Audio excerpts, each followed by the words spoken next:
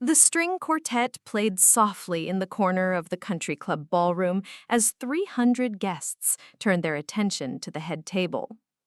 My son David stood, his hand resting on his bride's shoulder, that confident smile I'd taught him to use when he wanted something spreading across his face.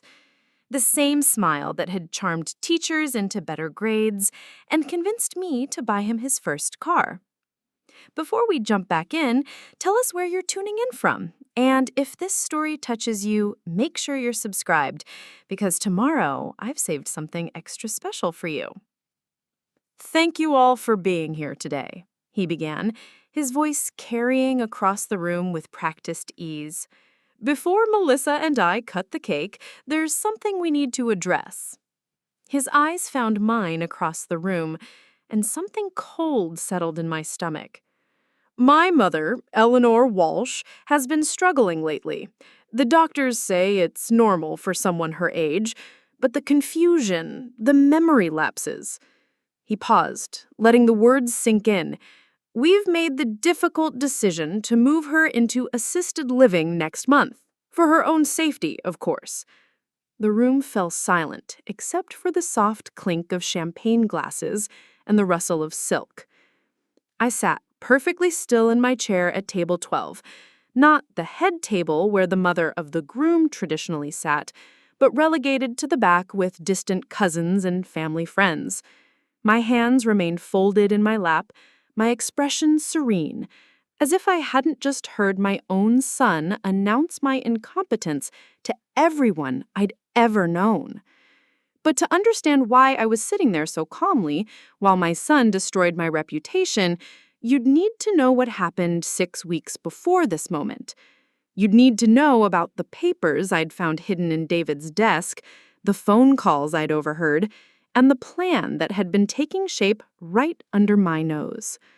Most importantly, you'd need to understand that at 76 years old, I'd learned a thing or two about patience, preparation, and the sweet taste of justice served at exactly the right temperature. It started on a Tuesday morning in April when I arrived at David's house to pick up my granddaughter Sophie for her weekly sleepover. Sophie was 8, bright as a new penny, and the one pure joy in my life since my husband Robert had passed 3 years earlier. David lived in one of those sprawling suburban developments where every house looked identical except for the color of the shutters, but his was easy to spot because of Melissa's white Mercedes parked in the circular driveway like a monument to her own importance. I had my own key, of course. I'd been Sophie's primary caregiver since she was born, back when David was working 80-hour weeks at his law firm and his first wife, Amanda, was pursuing her medical residency. Even after their divorce 2 years ago, Sophie spent more time with me than with either parent. It was an arrangement that worked for everyone, especially David, who'd never been comfortable with the messier aspects of child-rearing. The house was quiet when I let myself in through the front door. Sophie wouldn't be home from school for another hour, and I'd planned to wait for her in the kitchen while catching up on my reading. I'd brought a mystery novel and a thermos of coffee, prepared to settle in for a comfortable afternoon. But as I made my way through the marble foyer, I heard voices coming from David's home office. The assessment is scheduled for next Friday. Dr. Richardson assured me it's just a formality. With her age and David's testimony about the incidents, there shouldn't be any problems. I stopped walking, my hand tightening on the handle of my purse. What assessment? What incidents? And you're sure this is the only way? David's voice, but strangely uncertain. Not the confident tone he used in courtrooms or at dinner parties. Darling, she's 76 years old and living alone in that enormous house. Do you know what could happen if she falls down those stairs or forgets to turn off the stove? We'd never forgive ourselves.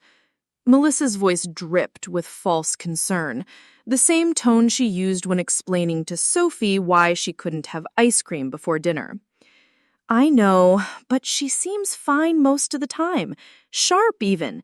Yesterday, she helped Sophie with her math homework, stuff I couldn't figure out. That's exactly what I'm talking about.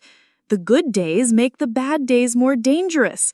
She thinks she's capable of more than she is. David, I've seen this with my own grandmother. The denial is part of the disease. I pressed myself against the wall beside the door, my heart hammering so loud I was sure they'd hear it. Disease? What disease? Dr. Richardson says that with a diagnosis of early-stage dementia, the guardianship paperwork will be straightforward. We can have her placed somewhere safe within the month. Placed somewhere safe? The words hit me like a physical blow. They were talking about putting me in a care facility, against my will. What about Sophie? David asked. She spends every weekend with Mom. She'll be devastated.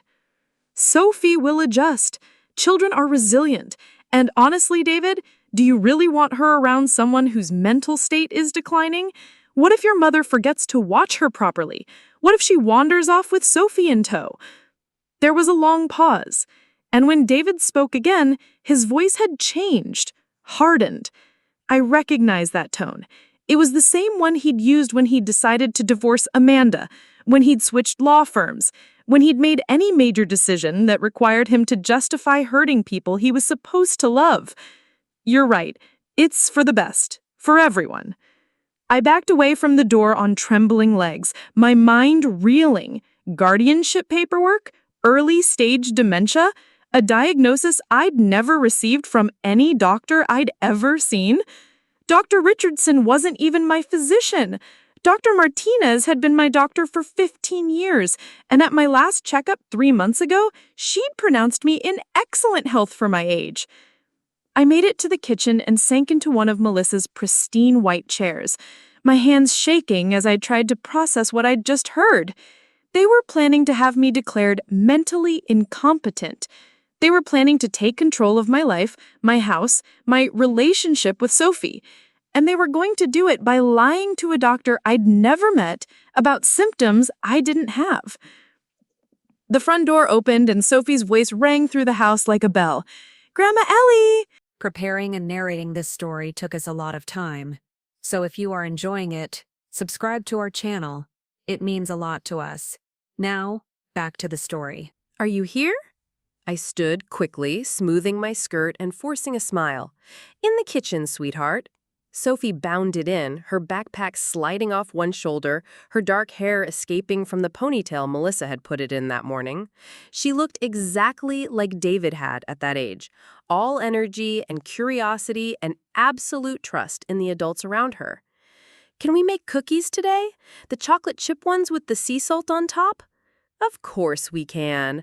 I pulled her into a hug, breathing in the scent of her strawberry shampoo and trying to steady myself.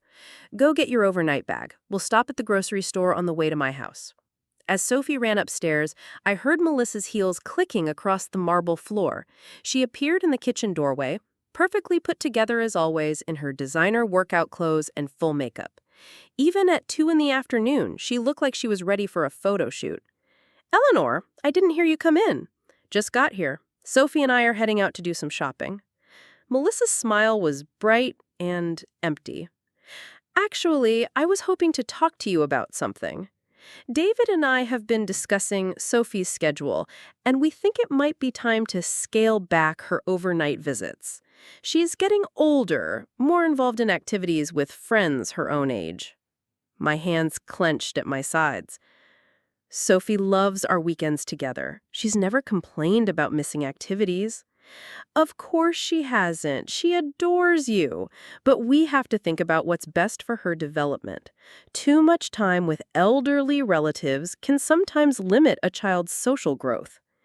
Elderly relatives. As if I were some doddering old woman instead of someone who'd raised 3 children, run a successful catering business for 20 years, and maintained a household that put Melissa's sterile showcase to shame. "I see." I kept my voice level, pleasant. "Well, why don't we see how she feels about it? Children should have some say in these decisions."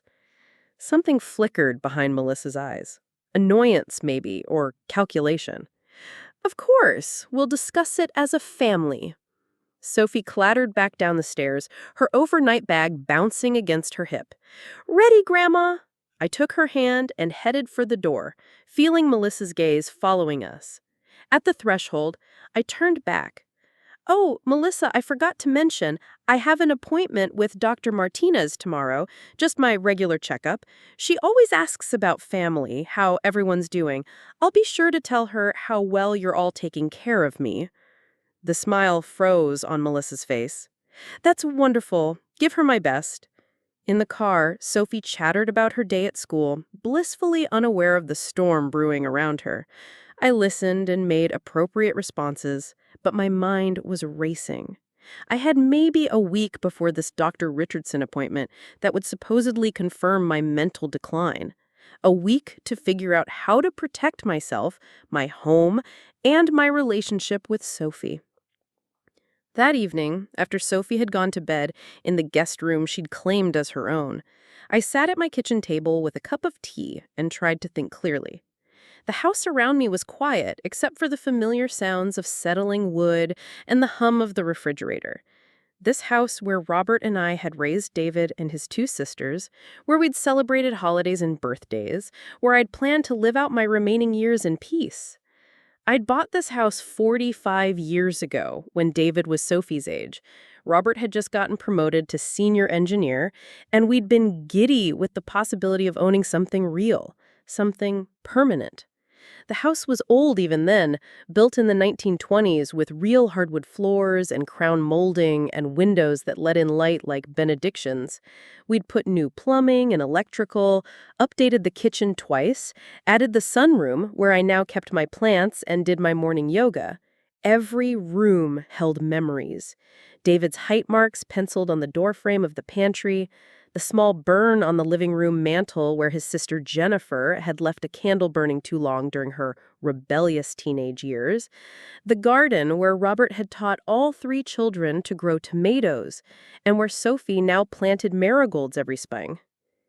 They wanted to take all of this away from me and lock me in some sterile facility where I'd be fed institutional food and medicated into compliance, where I'd see Sophie maybe once a month, if I was lucky, for supervised visits that would gradually taper off as she grew older and forgot about her grandmother who'd become inconvenient. I pulled out my address book, the leather cover worn soft from years of use, and looked up a number I hadn't called in months. Patricia Hendricks answered on the second ring. "Eleanor, what a lovely surprise. How are you, dear?" Patricia had been my closest friend since our children were small, back when we'd taken turns carpooling to soccer practice and commiserated over the challenges of raising teenagers. She was also a retired family court judge who had presided over more guardianship cases than anyone in the county.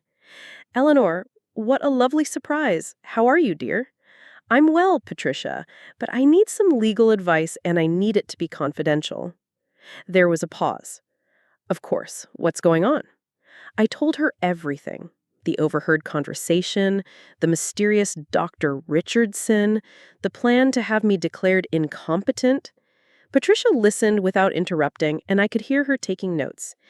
"Eleanor, this is serious. If they've already scheduled an evaluation without your knowledge, they're moving fast. But you have rights, and you have options." "What kind of options?" "First, you need your own medical evaluation from a doctor you trust. Dr. Martinez, you said?" Call her tomorrow and explain the situation. Get a complete neurological workup, cognitive testing, the works. Document your mental competency thoroughly. I wrote this down in the margin of my address book. What else? Second, you need to understand your financial situation completely. Joint bank accounts, property deeds, investment portfolios, everything. If David has power of attorney over anything, you need to revoke it immediately. My stomach clenched. David had convinced me to add him to my checking account 2 years ago, just in case of emergency. At the time, it had seemed practical. Third, you need legal representation, someone who specializes in elder law and guardianship disputes. I can give you some names. Patricia, what if they succeed? What if this Dr. Richardson declares me incompetent? Then you fight it. Guardianship isn't automatic, even with a medical diagnosis. You have the right to legal representation, the right to contest the findings, the right to a hearing. But Eleanor, prevention is better than cure. The stronger your position going into this, the better your chances. After we hung up, I made a list of everything I needed to do. Call Dr. Martinez, review my financial accounts, find a lawyer, document my daily activities to prove my competency. It was nearly midnight by the time I finished writing, but I felt more clear-headed than I had since overhearing that conversation. The next morning, while Sophie was at school, I called Dr. Martinez's office. The receptionist tried to schedule me for the following week, but I insisted it was urgent. "Mrs. Walsh, is this a medical emergency?" the receptionist asked. "It's a legal emergency that requires medical documentation," I replied. That got me an appointment for that afternoon. Dr. Martinez was a small, energetic woman in her 50s who'd taken over the practice when my previous doctor retired. She'd always been thorough and direct, qualities I appreciated. "Eleanor, you said this was urgent. What's going on?" I explained the situation, watching her expression grow more serious with each detail. When I finished, she was shaking her head. "This is outrageous. You were here 3 months ago for your annual physical. Your blood pressure is excellent, your cholesterol levels are good, and you're scored perfectly on the cognitive screening I always do for patients over 70. There's absolutely no indication of dementia or any other cognitive decline."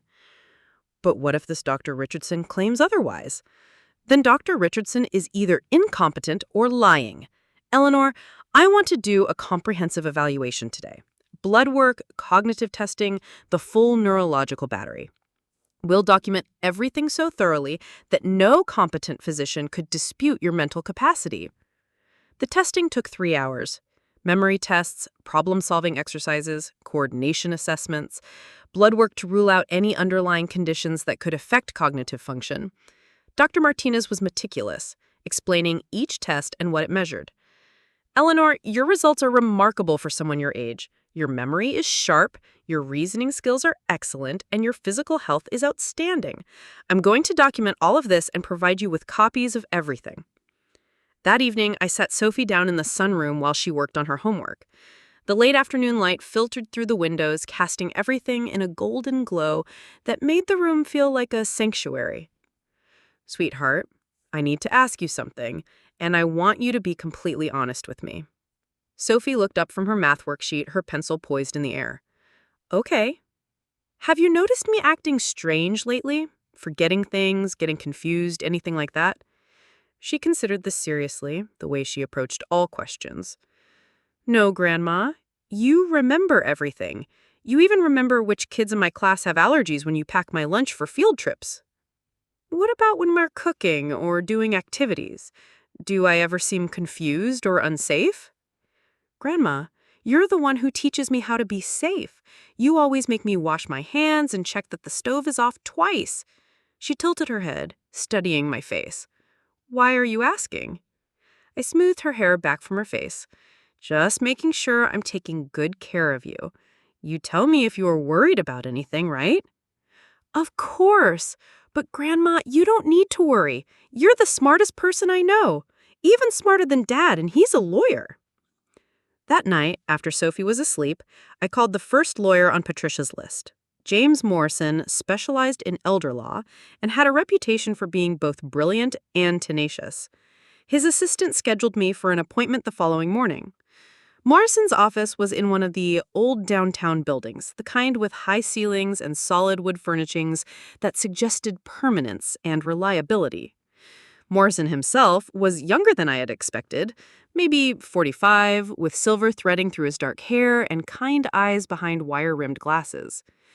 "Mrs. Walsh, Judge Hendricks explained your situation." This is more common than you might think, unfortunately.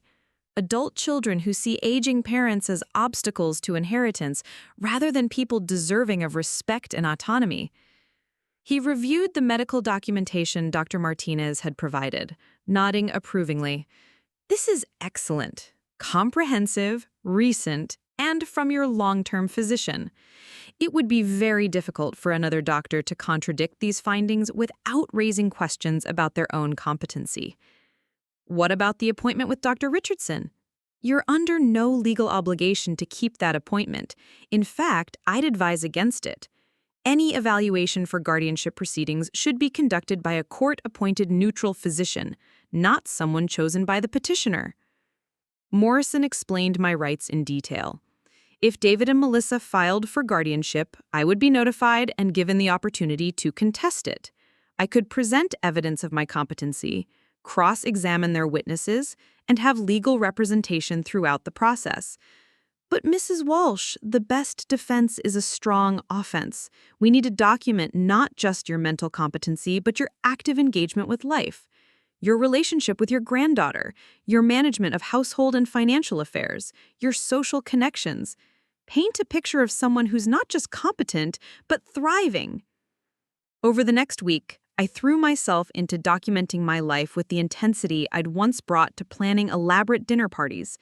I kept detailed records of my daily activities, my financial transactions, my correspondence. I had lunch with old friends and made sure they knew about my situation. I volunteered at Sophie's school library and arranged for the librarian to write a letter about my reliability and mental acuity. Most importantly, I spent time with Sophie, but now with a heightened awareness of how precious and fragile our relationship was. Every bedtime story, every cooking lesson, every afternoon spent working in the garden felt like it might be among our last if David and Melissa succeeded in their plans. On Friday, the day I was supposed to meet with Dr. Richardson, I instead met with my financial advisor to review all my accounts and make sure David couldn't access them without my explicit permission. I revoked the power of attorney I'd granted him and changed the beneficiaries on my retirement accounts to include Sophie directly, with the funds to be held in trust until she turned 25. Mrs. Walsh, my advisor said, "These are significant changes. Are you sure about this?" "I've never been more sure of anything in my life." That evening, David called. His voice was strained, angry in a way I hadn't heard since he was a teenager. "Mom, you missed your appointment with Dr. Richardson today. Melissa spent a lot of time setting that up." "I didn't make any appointment with Dr. Richardson. I've never even heard of him." "Don't play games with me. This is serious. We're concerned about your memory, your ability to live safely on your own." "I'm 76, David, not dead. My memory is fine, and I've been living safely on my own for 3 years since your father died." There was a pause, and I could hear muffled conversation in the background. Melissa coaching him, no doubt. "Look, Mom, we need to talk. Can you come over tomorrow? Without Sophie? This is adult conversation."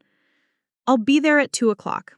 Saturday afternoon, I dressed carefully in my navy blue suit, the one I'd worn to court dates when I'd had to testify in cases involving my catering business. I wanted to look competent, professional, unshakable. I carried a leather portfolio containing all my medical and legal documentation. David and Melissa were waiting in their formal living room, the one with the uncomfortable furniture that Sophie wasn't allowed to touch. Melissa had set out coffee on her best china, as if we were having a pleasant social visit instead of a confrontation that would determine the rest of my life. "Mom, thanks for coming." David stood and kissed my cheek, but his embrace was stiff, perfunctory. "Sit down. We need to discuss some concerns." I took a seat in the wingback chair across from the sofa where they sat side by side, their hands clasped like a united front. "I'm listening." Melissa leaned forward, her expression carefully composed in what she assumed she thought looked like caring concern. "Eleanor, we've noticed some changes in you lately. Small things, but concerning when taken together." "What kind of changes?" "Forgetting conversations we've had, repeating yourself. Last month you told the same story about Sophie's school project 3 times in one afternoon." This was news to me. "What story?" David jumped in. "About her volcano project. You kept saying how proud you were of her presentation." I stared at him. "Sophie didn't do a volcano project last month. Her project was on butterflies, and she presented it in February. It's now April." A flush crept up David's neck. "See? This is exactly what we're talking about. The confusion about dates and events." "David, you're the one who's confused. Would you like me to call Sophie's teacher to confirm?" Melissa's smile tightened. "The point is, these little lapses are adding up. And living alone in that big house with all those stairs. I've lived in that house for 45 years. I know every creaky board and loose step. But what if you fall? What if you have a medical emergency and there's no one there to help you? I opened my portfolio and pulled out Dr. Martinez's report. According to my physician, who examined me comprehensively this week, I'm in excellent health for my age. My balance is good, my reflexes are normal, and my cognitive function is outstanding. David barely glanced at the papers. Mom, one doctor's opinion, the opinion of my doctor, who I've been seeing for 15 years, who has my complete medical history and knows me well enough to recognize any changes in my condition. I set the papers on the coffee table between us. Unlike Dr. Richardson, who you scheduled me to see without my knowledge or consent. The room went very quiet. Melissa's coffee cup rattled slightly against its saucer when she set it down. "We're just trying to help," David said finally. "No, you're trying to control me.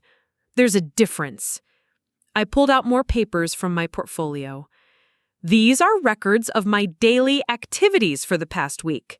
Shopping lists, appointment schedules, correspondence, financial transactions, everything documented and organized. Does this look like the work of someone with dementia?" Melissa's composed mask was starting to slip. "Eleanor, we understand that this is difficult to accept, but denial is part of the disease." "What disease? I've never been diagnosed with any cognitive condition. Dr. Martinez's evaluation rules out dementia, Alzheimer's, and any other form of mental decline." "We think you should get a second opinion," David said. "From Dr. Richardson, a physician I've never met, who you selected, who would evaluate me based on your reports of my alleged symptoms?" David's face flushed deeper. "We're family. We know you better than anyone." "Really? When's my birthday, David?" The question caught him off guard. "What?" "My birthday. If you know me so well, when is it?" He hesitated, looking to Melissa for help. "November 15th? December 3rd, same as it's been for 76 years. I gathered my papers and put them back in the portfolio. "David, I love you. You're my son, and despite everything, I want what's best for you. But I will not allow you to steal my life because it's convenient for you." I stood to leave, but Melissa's voice stopped me at the doorway. "Eleanor, if you don't cooperate with us, we'll have to take legal action. For your own protection." I turned back to face them, and for the first time since this conversation began, I smiled. "Melissa, dear, I certainly hope you do." On the drive home, I felt lighter than I had in weeks. The confrontation I'd been dreading was over, and I'd held my ground. More importantly, I'd forced them to show their hand. They had revealed the weakness of their position, the lies they were planning to tell, and the contempt they felt for my intelligence. Now I knew exactly what I was fighting, and I had 6 weeks to prepare my counterattack. The wedding invitation arrived 3 weeks later, embossed with gold lettering on cream-colored cardstock. "Mr. and Mrs. David Walsh request your presence." I almost laughed at the presumption. They were inviting me to watch my son marry the woman who was trying to destroy my life, and they expected me to smile and applaud. But as I studied the invitation, an idea began to form. A wedding was a public event, a celebration where families came together to witness the union of two people who promised to love and honor each other. It was also a place where reputations were made and unmade, where family dynamics played out in front of everyone who mattered. What if instead of trying to avoid the confrontation Melissa was forcing, I embraced it? What if I used their own celebration as the stage for my vindication? I RSVP'd immediately. I would be delighted to attend. The next few weeks flew by in a blur of preparation. I consulted with James Morrison about the legal implications of what I was planning. I met with Patricia to get her advice on strategy and timing. I even bought a new dress, an elegant blue silk that complemented my silver hair and made me look like the dignified matriarch I intended to be. Most importantly, I spent time with Sophie, knowing that after the wedding, everything would change. David and Melissa would either back down from their plans or they would escalate their attacks. Either way, Sophie would be caught in the middle, and I needed her to understand what was happening before other people started telling them their version of the truth. "Sweetheart," I said one afternoon while we were baking cookies, "after Dad's wedding, things might be different for a while." Sophie looked up from the cookie dough she was rolling. "Different how?" By scheduling evaluations without my knowledge? By planning to institutionalize me against my will? There was a pause. You're twisting everything, making it sound worse than it was. David, I heard you talking to Melissa. You said I'd sign anything you put in front of me because I wouldn't understand what it was. You said the town would never challenge your decisions because they'd assume I was incompetent. Those were your exact words. You were eavesdropping. I was in my own son's house, where I've been welcome for 8 years. I didn't expect to overhear plans for my own destruction. It wasn't destruction. It was protection. From what, my granddaughter? David's voice got harder. From yourself, Mom. From the risks that come with aging alone. What risks? Be specific. What dangerous behaviors have you observed? What evidence do you have that I'm unsafe or incapable? The silence stretched long enough that I wondered if he'd hung up. Finally, he spoke again, but his voice had changed. Less angry, more calculated. "This isn't over, Mom. Sophie is my daughter, and I have the right to decide who influences her development." "Yes, you do. But Judge Patterson, who handles custody modifications in family court, is a personal friend of Patricia Hendricks, and Judge Patterson was at the wedding last night." Another long pause. David was smart enough to understand the implications. Any attempt to restrict my access to Sophie would now look like retaliation for my public exposure of their scheme. "You think you're so clever," he said finally. "I think I'm a survivor. I've buried parents, lost a husband, raised 3 children, and built a life worth protecting. I didn't do all of that just to hand it over to someone who thinks love is something you can foreclose on." He hung up without saying goodbye. That afternoon, Patricia called to check on me. "Eleanor, I heard about last night from 6 different people. You've become something of a local legend." "Good or bad?" "Oh, definitely good. Everyone's talking about how composed you were, how thoroughly you'd prepared your defense. There's a certain satisfaction in watching someone who underestimated you realize their mistake. I just hope it doesn't backfire. David's angry, and when he's angry, he makes impulsive decisions.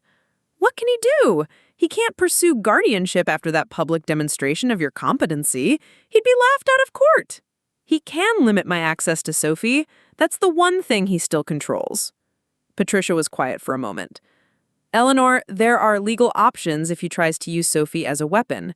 Grandparents have rights, especially when there's been an established relationship and the restriction is clearly retaliatory. I don't want to put Sophie in the middle of a custody battle. You're not putting her there, David is. You're just protecting your right to maintain a relationship that benefits her as much as it does you." Over the next few days, the phone rang constantly. Old friends calling to express their support, neighbors checking in to see if I needed anything, former catering clients telling me how proud they were of how I'd handled myself. The story had spread throughout the community, growing in the telling, until I'd become some kind of folk hero for elderly rights. Mrs. Patterson from Sophie's school called on Thursday. "Mrs. Walsh, I hope you don't mind me contacting you directly. I wanted you to know that Sophie seems unusually withdrawn this week. She's not participating in class discussions the way she normally does. Has she said anything about what's happening at home?" "Not directly, but when we were doing our family tree project, she asked if she could include you, even though her father said you weren't really part of the family anymore." My heart broke a little. "What did you tell her?" "I told her that love makes families, not just biology or legal documents, and that anyone who loves her as much as you do will always be part of her family tree." That evening, Sophie called again. This time her voice was stronger, more determined. Grandma Ellie, I told Daddy I want to keep staying with you on weekends. What did he say? He said, maybe when I'm older, I can make those decisions for myself. But right now, he has to protect me from people who might not be able to take care of me properly. How do you feel about that? I feel like Daddy doesn't trust me to know who takes good care of me. And I feel like he doesn't trust you even though you've never done anything wrong. Sometimes adults make decisions based on their fears rather than the facts, sweetheart. Your daddy loves you very much and he wants to keep you safe. He just disagrees with me about what safety looks like. But Grandma, you're the one who taught me about safety. You're the one who made me learn my address and phone number and what to do if I get lost. How can keeping me away from you make me safer? Out of the mouths of babes. Sophie had identified the central contradiction in David's position more clearly than most of the adults involved. That's a very good question, Sophie. Maybe you should ask your daddy to explain it to you.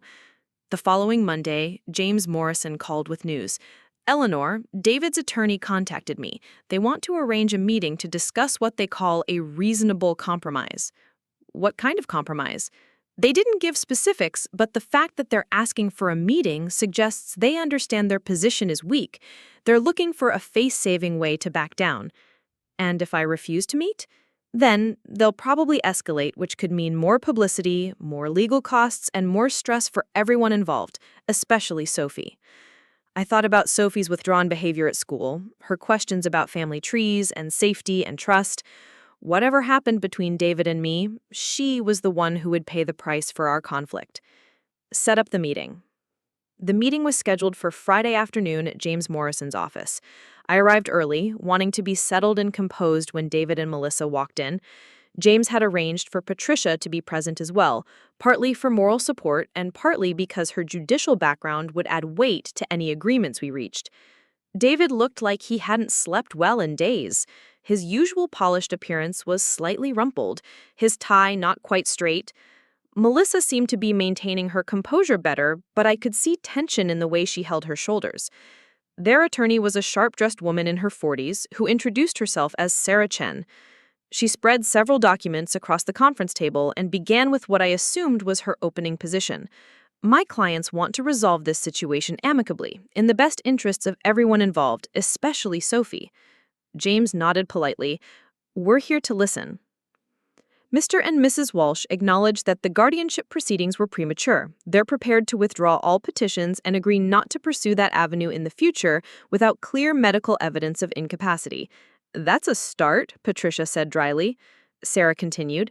In exchange, Mrs. Eleanor Walsh would agree to certain reasonable accommodations regarding her living situation and her relationship with Sophie. I kept my expression neutral. What kind of accommodations? A home health aide for a few hours each week just to assist with housekeeping and ensure someone checks on your well-being regularly. Modified visitation with Sophie, perhaps one weekend day instead of overnight stays, with the understanding that as Sophie gets older, she may prefer activities with friends her own age. The offer was clever. It addressed their stated concerns about my safety while giving them some control over my relationship with Sophie. It also included language that would allow them to further restrict access as Sophie grew up. And if I don't agree to these accommodations? Melissa spoke for the first time since entering the room. Then we maintain the current restrictions on Sophie's visits and we evaluate the situation periodically based on your health and capacity. It was a threat wrapped in reasonable language. Agree to some limitations or face complete exclusion from Sophie's life. I looked at the documents Sarah had prepared, noting their thoroughness and legal precision. They'd clearly expected this negotiation and had come prepared with multiple fallback positions. I have a counter-proposal, I said finally. James raised an eyebrow. We hadn't discussed this, but he trusted my judgment enough to let me proceed. I agree to a quarterly medical evaluation by Dr. Martinez, with results shared with David and Melissa to document my continued capacity for independent living. Sarah began writing notes. That seems reasonable. I agree to update my emergency contact information and ensure David has access to my medical records in case of actual emergency. More notes. This was all reasonable, the kind of thing any responsible adult child might want. I agree to consider a home health aide if Dr. Martinez recommends one based on her evaluations, not based on anyone else's assumptions about what I need. David looked hopeful. This was more cooperation than he probably had expected. And in exchange, I continued, my relationship with Sophie continues unchanged. Overnight visits, participation in school activities, involvement in her daily life exactly as it has been for 8 years. Mrs. Walsh, Sarah began, my clients have legitimate concerns about what? About my demonstrably excellent health? About my well-documented competency? About my granddaughter's clear preference for maintaining our relationship? I pulled out my own documents of documents. I have letters from Sophie's teachers, her pediatrician, her school counselor, all confirming that my involvement in her life is beneficial to her development and well-being.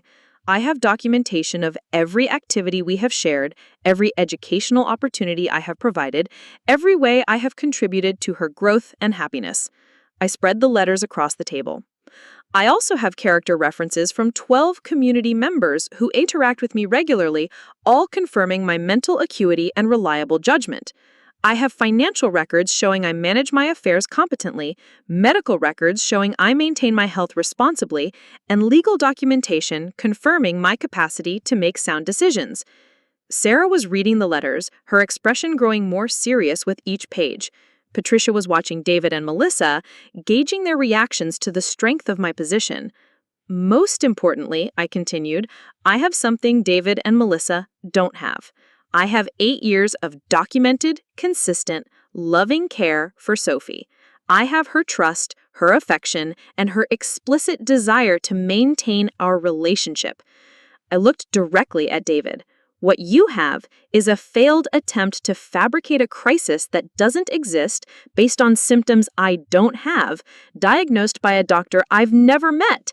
What you have is a public record of trying to manipulate an elderly family member for personal gain. What you have is a granddaughter who now questions whether she can trust your motives. The room fell silent. Sarah was relieving her notes, probably calculating the weakness of her client's negotiating position. David was staring at the table, his face flushed with embarrassment or anger. Melissa looked like she wanted to flee. Patricia leaned forward slightly. Perhaps we should focus on what's actually best for Sophie, rather than what's convenient for the adults in her life. What's best for Sophie, I said, is maintaining stability in her relationships while her parents navigate their new marriage and combined household. What's best for Sophie is having access to all the people who love her, without being forced to choose sides or manage adult conflicts. I gathered my documents and put them back in my folder. My final offer is simple. You withdraw all restrictions on my relationship with Sophie. You agree not to pursue guardianship without genuine medical evidence, and you acknowledge publicly that your concerns about my competency were unfounded. And in exchange? Sarah asked. In exchange, I don't file elder abuse charges against you for attempted financial exploitation and emotional harm. I don't pursue damages for the stress and humiliation you've caused me. And I don't request a formal investigation into your fitness as Sophie's guardians.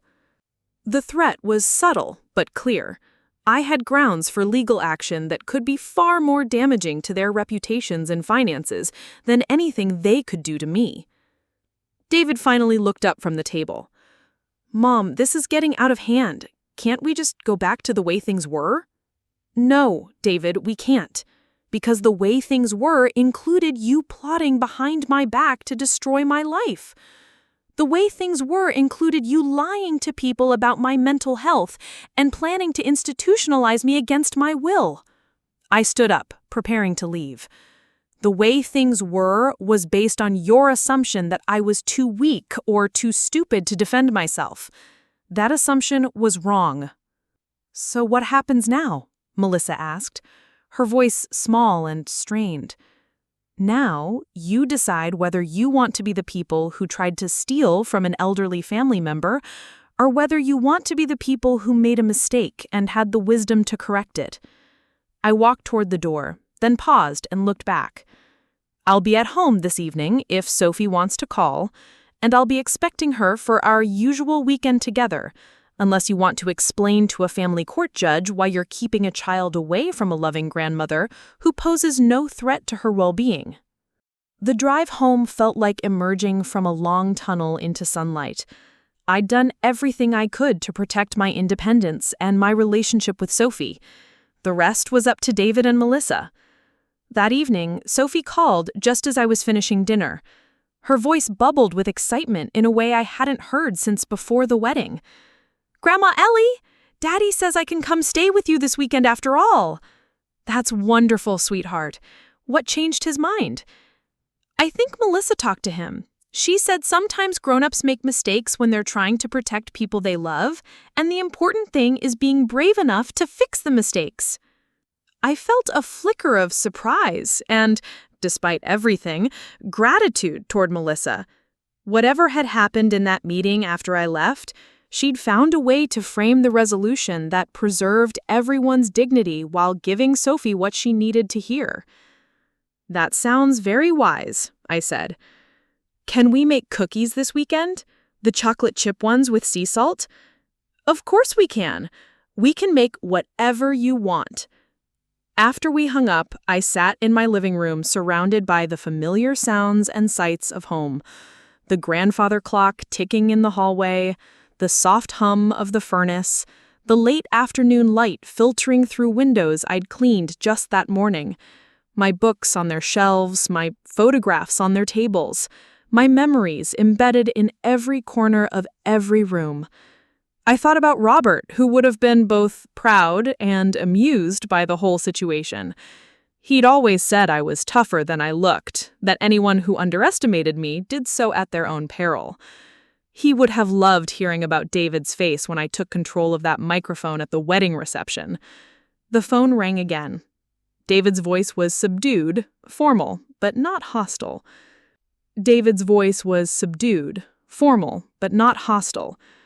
"Mom, I want you to know that Melissa and I have discussed everything, and we've decided to drop all the restrictions on your time with Sophie. Thank you. I also want to apologize for the way we handled things. We were wrong to go behind your back, and we were wrong to make assumptions about your capacity." It wasn't a complete apology. It didn't acknowledge the deliberate deception or the emotional harm they had caused me. But it was a start. "I appreciate that, David. Can we try to move forward from here, for Sophie's sake?" "We can try, but David, trust is like a china plate.